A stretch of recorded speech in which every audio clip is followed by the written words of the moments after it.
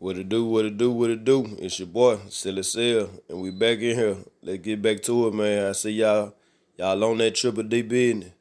We got to get back on it, man. That Mo3 Trap Boy Yella Beezy part 2. Let's get it. If you have not, hit the like button. Subscribe down below. Let's get it. We're going to start off where we left off on part 1. So, on the last episode, Mo3 was in jail fighting a murder charge. This was after the incident in Fort Worth with the whole debacle with Go Yayo. Nobody knew the future for Mo3 at that time. In the meanwhile, Mo3 opposition, Yella Beezy, he doing his thing at the time. He getting all the attention. He staying out of trouble. He the one that's not beefing with nobody. He doing his thing. He had the song Trapping Designer, Stevie Wonder. He was doing his thing at the time. He was holding it down for the Triple D, making a lot of party songs, club songs, baller type music. You know, something that you can just bop to. Even though Yella was having success, everything wasn't sweet. The beef between him and Roy Lee was beginning to heat up, with Roy Lee calling him out for a one-on-one fight for the altercation that happened between Yella and Roy Lee in the club earlier. Roy Lee wanted his lick back. You can't blame him. You know what I mean? He felt like he got the bad end of the stick. But like I said, when you go looking for trouble, trouble find you. From my understanding, Roy Lee was in the club drunk, saying, "Where y'all at?" And when they saw him, he got what he was looking for. While everybody else was beefing, Trap Boy Freddy was putting together a master plan. Trap Boy Freddy would make the classic Pick 6 that would feature Yella Beezy, CJ Casino, Sleazy Beezy, Get Money Lil Ronnie, Go Yayo. It was a hit. This song right here was seen as the top 6 rappers in the DF Dub. But when we talking about the DF Dub, there's one rapper that wasn't included, Mo3. Mo3 will be cleared of all charges due to the fact that it was a self-defense crime. But after this situation, Mo3 was drained. It took every dime he had to beat that case. Mo3 was also hurt. He was betrayed. They had a ban on him in Dallas. They had a ban on him in Fort Worth. The radio wouldn't play Mo3. He had lost everything. All because of a beef with a rapper that he had no problem with. This situation right here would change Mo3. This was when Mo3 came on summer. And once he came on summer, it would never be the same. One of Mo3 first songs upon its release was a song named True Story, detailing all of the details that led up to the events in Fort Worth. Mo3 infamously mocked his own death in the video, causing an uproar on social media. Say cheese. They couldn't believe it, that you would mock your own death. Some people say this would seal the fate of Mo3, letting it known that he was ready to die. Even though the radio banned 3, the streets had love for him. His highly anticipated album, Shotters 3.0, it did numbers in the streets. Mo3 took it back to the old school with this one. Mo3 was selling CDs hand in hand in the 2010s, the same way earlier rappers sold CDs hand in hand in the early 2000s and the 90s, making a lot of money, knowing that he had a solid fan base. They didn't necessarily need the industry. Mo3 was building a lot of leverage. Only thing is, he wanted to be at the top. He wanted that deal he knew he deserved. Mo3 would do an interview with popular vlogger Say Cheese TV, detailing everything from the jail incident, uh, rumors of him going broke, rumors of him getting dropped from his label. He let it be known that he bought himself out the contract.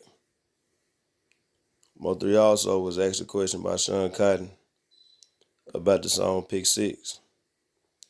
And at this time right here, nobody had any knowledge of any beef.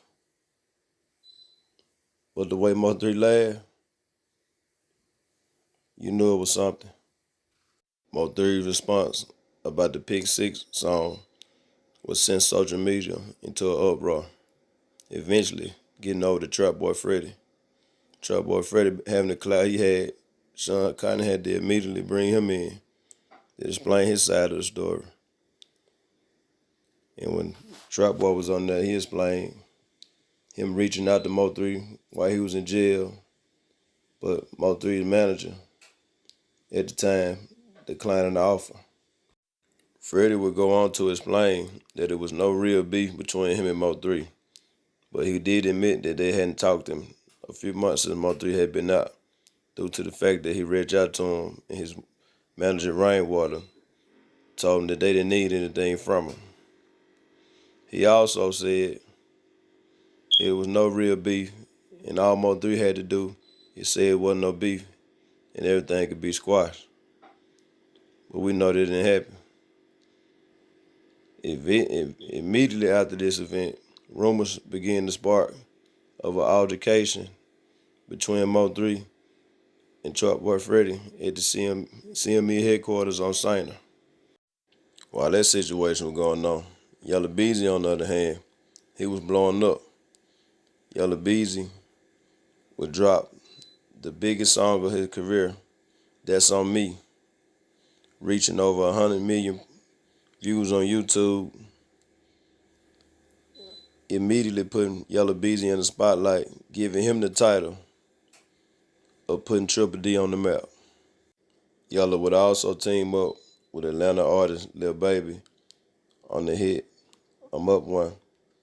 You know, that was just to keep the momentum going. You know what I mean? That was a cool little cut, you know, especially getting Lil Baby on there. You know what I mean? Getting some of that Atlanta love. But when Yella was at his peak is when he remixed his song That's On Me and put T.I., Rich the Kid, Young Jeezy, Boosie, 2 Chainz, and his fellow homie from Oak Cliff, Trap Boy Freddy. It was out the roof after this.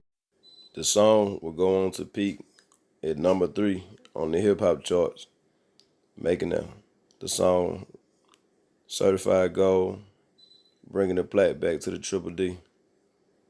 That's On Me will make Yella Beezy into a budding star coming up out of the South, especially coming out of Dallas at the time when there really was no other artists from Dallas. Yella Beezy, like I said, he turned to a superstar at that point. He was everywhere. He was doing shows all over the country. All the girls were loving him. You know what I mean? They was bringing the Dallas swag to the mainstream. Nobody had never seen. Yella Beezy also got the chance to perform at the BET Awards. That's when he was at his highest right there. I mean, you couldn't go nowhere without hearing that song. That's On Me. The events that would happen after this, matter of fact, that same weekend, I'm sure he wasn't expecting it. It's a similar pattern between all these artists.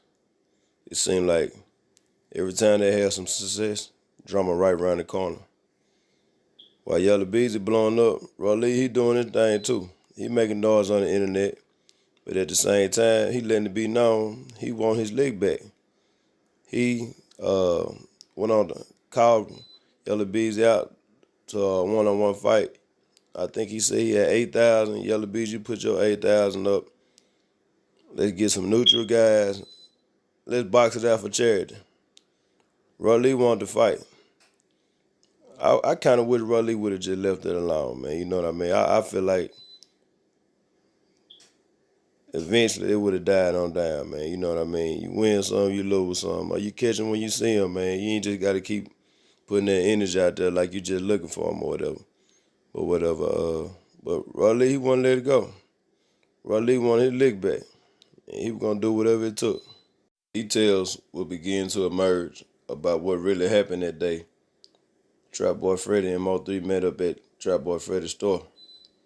Mo3 said he pulled up, told him to come outside and fight. Trap Boy was scared. Trap said he came out there, seen somebody beating all at the door. He come out there with a yam. You know what I mean? You really can't tell what happened in the video, but I'll say this right here. Mo3 y'all, they was face to face. They were face to face. If they wanted to scratch, they could have scratched. I don't think now one of them wanted to scratch. Their ego just got the best of them. Mo3 and Trap Boy will begin to spread words over social media. It's a video on the internet where Mo3 can be seen pulling back up the Trap Boy Freddy shop on live, daring him to come outside and fight. Mo3 was on one. Mo3 wanted to show boys that he was on summer, that he'll whoop Freddy. You know, a lot of people had love for Freddy, was highly respected. Nobody never came at Freddy like that publicly. You know what I mean? So Freddy, you know, he couldn't back down. He pulled up on his live. He rolled by Mo3 shop. Said, where you at? I'm in the hood right now. You looking for me? And this the one beef out of everybody that I really didn't want to go down, because I know Mo3 ain't going to back down, and I know Trap ain't going to back down. You know, when them two right there got into it, that's when I know it got real. Now, the question that I want to know is, how did a beef between Go Yayo and Mo3 turn into Trap Boy Freddy and Mo3? And what I failed to say earlier in the video was, when Trap Boy Freddy did the Say Cheese interview, he addressed why he had the rappers that he had on the song, and he wasn't saying that those were the best, and he wasn't trying to leave out Mo3. Them just the guy that he was rocking with. Like I say, Mo3, he was very antisocial. He wasn't going to jump on the song no way. And plus, Yayo was on the song. So I guess Mo3 wanted Freddy to choose a style. But he a street cat, man. I ain't got nothing to do with that. In my opinion, I feel like Mo3 was clout chasing a little bit. The reason I say that, because your beef would Go Yayo. You know what I mean? You going at Trap Boy Freddy. You talking about Trap Boy Freddy don't want to fight. Go Yayo want to fight. I think you didn't go Yayo because Go Yayo was going down for like the clout. He wasn't as popular as he was. Freddy and Yella, they was hot. You know, Yella wasn't gonna say nothing. And you know, Freddy, he was gonna take the bait and argue with you every time. Unfortunately, early October 2018, Roy Lee would be shot in the leg. He would survive the shooting, only to die a couple of weeks later due to a blood clot in his lung. Rest in peace, Roy Lee. The news of Roy Lee's death was saddening the whole community of Dallas. Roy Lee was very liked, he was popular, he was funny, he was on his way up. It never sat well with me that Roy Lee and Yella never got it to settle their differences. I knew it was up after this. The reason it didn't sit well with me is because immediately, probably like the same weekend or the same day or something like that, Yella Beezy was shot 8 times. Driving on the highway, leaving the nightclub. He was in his Mercedes Benz, and his car flipped over everything. They tried to kill him. You know what I mean? If it wasn't real, when Roy Lee was shot and killed, it definitely was real now. You know what I mean? The spotlight was on Dallas. The news of Yella Beezy getting shot, it was everywhere. Especially because the BET Awards appeared the same weekend. He had shot it the week before that. Yella can be seen watching his BET Awards performance in the hospital. He had cheated death. Yella was supposed to go that day, but they didn't get the job done. After the Yella Beezy shooting in the raw left there, like I keep saying, the score just kept going up. Not even a month after the Yella Beezy shooting, Mo3 would drop his most controversial song, one of his most controversial songs, a tribute to Raw Lee called 219. On 219, it was a changing of the guard moment. Mo3 wasn't playing. Mo3 went crazy. Mo3, if you ever never heard 219, go listen to this song. Alright, I'm just gonna put it like this. Basically, in that song, Mo3 said he shot Yella. He also mentioned something about shooting up a sprinter of that rapper. He didn't say no name though, but I had a hint. But man, when he did this, it up the scope for sure, man. I'm talking about he lit the internet up. Mo3 wasn't slick to me though. I knew what he was doing. He was using that beat to get his clout back. Cause like I said earlier before, Mo3 had been banned after the situation that happened in Fort Worth. But like I say, Mo3 was always the underground champ. See why Yella was rising, Yella came up like got his deal and everything around the time when Mo3 was going through his legal trouble. So Mo3 looked at this as an opportunity to get his spot back. Mo3 was just getting started. After the impact of 219, Mo3 would drop another lethal diss track called Hurt Nobody. Now on this diss track, he didn't just get at Yella. He got at Trap Boy Freddy as well. And Mo3 can be heard saying, "No Freddy Cougar, I'm Michael Myers," making a direct reference into Trap Boy Freddy's alter ego, Freddy Cougar. Mo3 went in on that, but like I say, this is some of the stuff that I didn't like about Mo3 because he was saying too much stuff, street stuff, alleging that he had shot all these people, and it was different from the earlier Mo3. Like I say, Mo3 always talked about hitting licks and being a stepper and all that right there. But after this beef right here, he just turned to the Terminator. As far as in his raps it was, or whatever. And I always knew they were going to come back to hunt Mo3. Because like I say, I do believe Mo3 probably would have won a hand-to-hand fist fight. I believe Mo3 would have shot that pistol. But I've been afraid of them hood. Them boys street cats, man. You know what I mean? I knew they weren't just going to allow him to keep on disrespecting and saying some of the things that Mo3 was saying in those songs. And trust me, he wasn't even started yet. With all the attention from the diss songs, it would catapult Mo3's career. Now he was getting the vladtv interviews, the no jumpers. He already had interviews with Say Cheese or whatever. I mean, like, that was on the map at this time, really based off the beef or whatever. Because the news of Raw Lee shooting and Yella Beezy shooting, plus Mo3 making diss songs about it, it put the spotlight on Dallas. Kind of like the drill scene in Chicago, the Baton Rouge wave that was going on with NBA YoungBoy. But Mo3, he was in the spotlight at the time, and now it was everybody's first time hearing how good Mo3 could rap too. So like I say, to me, this kind of was a Ja Rule 50 Cent situation. Well, Mo3 was 50 Cent, and Yella Beezy was Ja Rule. Mo3 knew he could out-rap Yella. Mo3 knew that he probably could whoop Yella.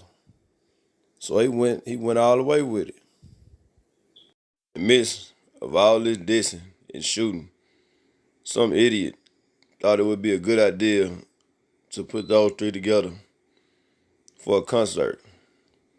With all this shooting back and forth, With Mo3 claiming that Yella had something did to Raleigh and taking credit for shooting Yella Beezy. Of course, this wouldn't be a good idea. Mo3 actually showed up to the concert that they were supposed to have together, and he was arrested.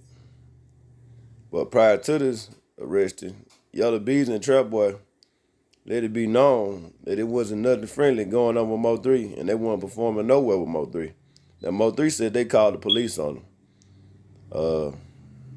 That's alleged, man. You know what I'm saying? I can't see them boys calling the police on him because everybody knew what was going on. Of course, Yella addressed the situation. Yella said that they wasn't booked in no show together. He said Mo3 was capping, and if you were really in the show, why was you going in through the back door? He alleged that Mo3 was faking, making false promotions, trying to get clout off of his name. There wasn't nothing friendly between them, and whenever they see each other, it was gonna be up. Now that's what Yella said. Now you know Mo3 wasn't gonna be quiet now. Mo3 will go on to make a live addressing the situation where he famously laughed and mocked Yella Beezy. He said he had everything recorded.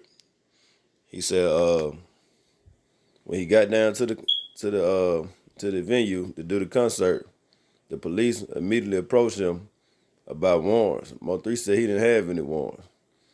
Mo3 said he got information from the guy who was promoting the club that Yella Beezy and Trap Boy Freddy said they didn't want to be nowhere around him.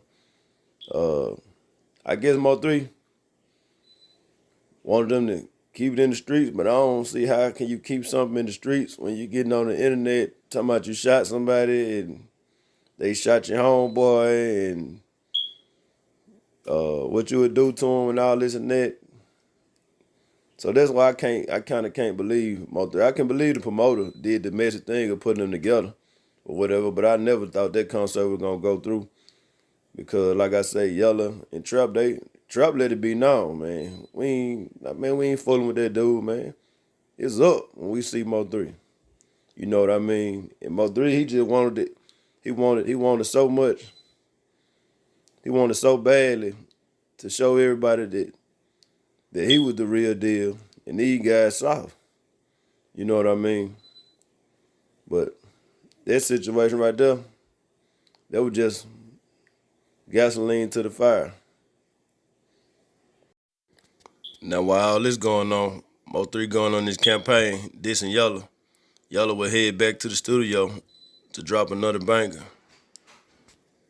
Yella will team up with Atlanta trap legend Gucci Man and Migos star Quavo on the hit single Back at It Again. This was another gold plaque for Yella. So now it was time for Yella to go back and do his promo run. On the popular morning show, The Breakfast Club, Yella Beezy addressed issues with Raleigh, where he stated it had nothing to do with Raleigh getting shot, and he also explained he don't know who was responsible for shooting him and why it happened. All that he know that there was pure hate and he had did anything to anybody. Now, one of the most funny videos or interviews was when Yella was on vladtv, where DJ Vlad asked Mo3, asked Yella Beezy had he ever heard of Mo3? And Yella Beezy said, who? Never heard of him. Where you from, Dallas? Oh, I know everybody rapping Dallas. He can't be popping. Obviously, Yella Beezy was keeping it in the street. Now, that's one part I did like about Yella. He never got on no interview and said what he was going to do. Now, while all this was going on, Trap Boy Freddy was being quiet. His interview with Sean Cotton addressing the Mo3 situation would be the last interview he would do until the death of Mo3. So, in my opinion, Trap and them were keeping it in the street. Now, what would happen next would make some point fingers right back at Trap Boy Freddy. So like I said, Mo3 had made a statement about hitting a sprint up. On that sprinter, that was Trap Boy Freddy's sprinter. At least 5 of Trap Boy Freddy partners would hit up in there, and then nobody died. But Trap was hot after that. He was hot. Not long after, a shooting would occur in South Dallas at a convenience store. In this shooting, it was Mo3's alleged top gunman that was ambushed and gunned down. If you ever heard of Mo3 rap, he say BG4L, Bubba Game for life. Bubba was the victim this night in South Dallas. This would hurt Mo3. This was a big situation for Mo3 because, like I say, Bubba was one of his top goons, and after this situation right here, it was really up. After the incident with Bubba, this will be the 4th shooting to occur during this beef. Rollie lost his life. Yella Beezy was shot. Trap Boy Freddy van was shot up. And now Mo3 top gunman, Bubba, was gone. This stuff was heating up, man. And I know it's been a lot, but it still ain't over with. But we shall continue. All right, we're going to wrap it up right here, man. Y'all going to have to tune in for episode 3. And it's going to be the final episode to this series right here. You know what I mean? Triple D. Square business. Hey, shout out to everybody tuning in. Y'all like, comment, subscribe. I promise. We'll be right back with the next one. Go check it out.